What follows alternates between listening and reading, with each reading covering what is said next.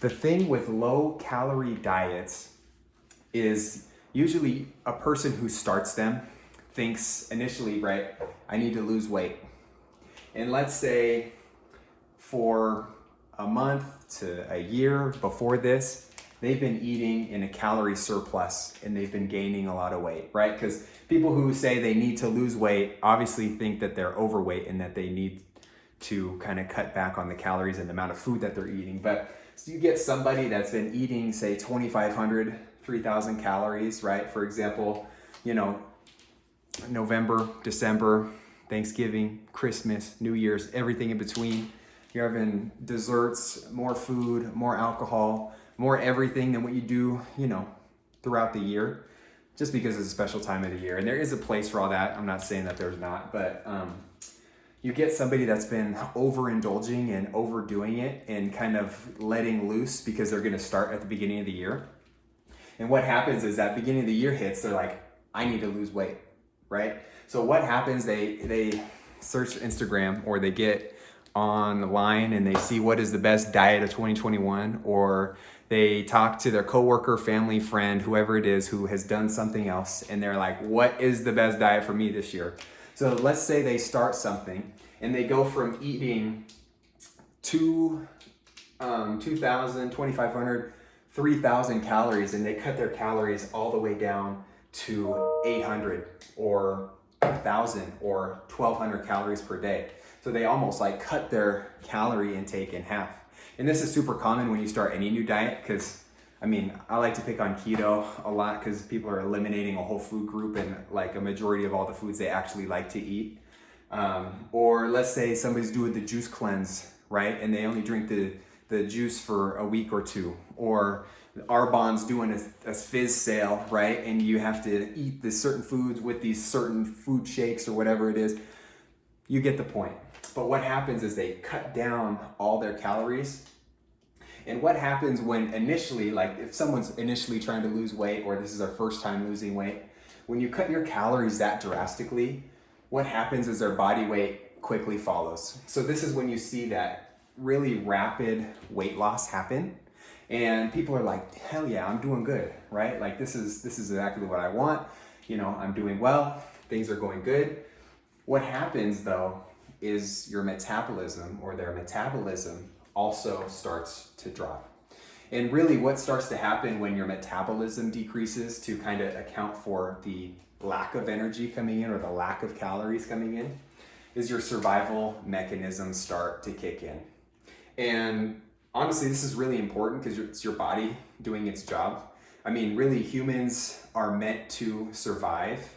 They're not really meant to, have the perfect butt or have a 6-pack of abs or be shredded or look really, really good without a shirt on.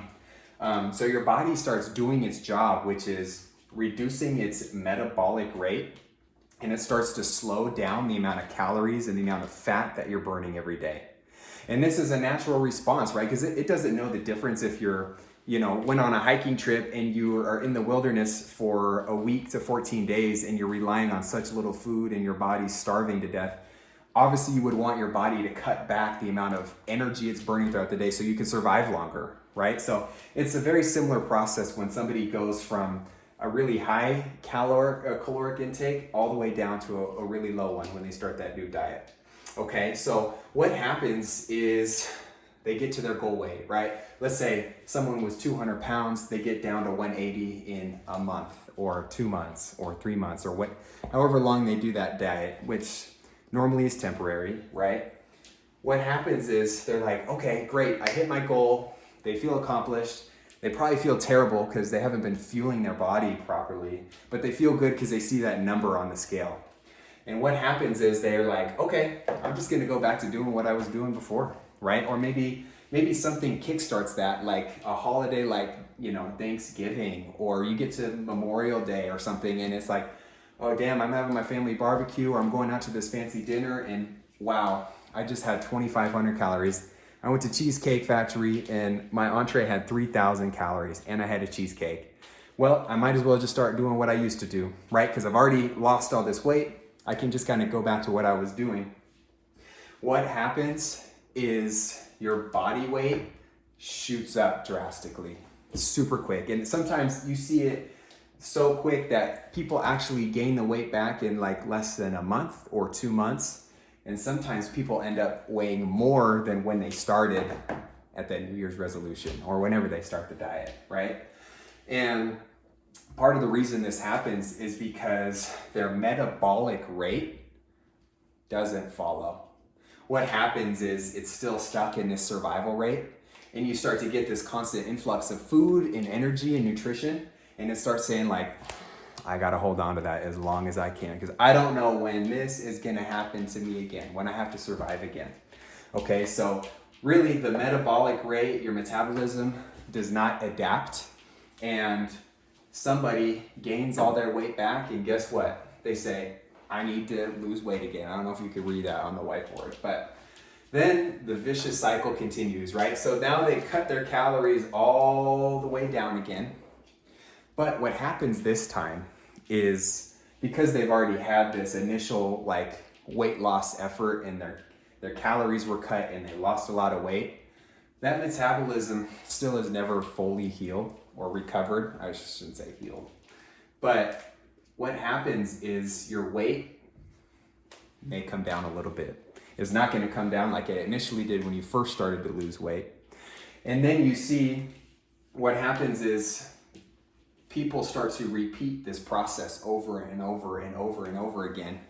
And that's when you start to see people have super unhealthy relationships with their food, with their body, with the number that they see on the scale.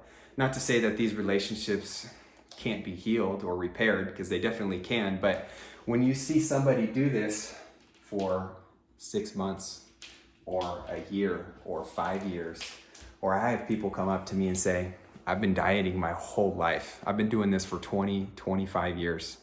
And what happens is their body and their metabolism is just so out of whack that they keep putting their body through all this stress, but they just kind of keep maintaining that weight, and they get really frustrated and upset. So what is the answer to this? I'm happy you asked. It's to never go on a diet or a fad diet or a juice cleanse or a nutrition protocol that you can't stick to for the rest of your life, okay? And that's really what it comes down to. And weight loss is achievable.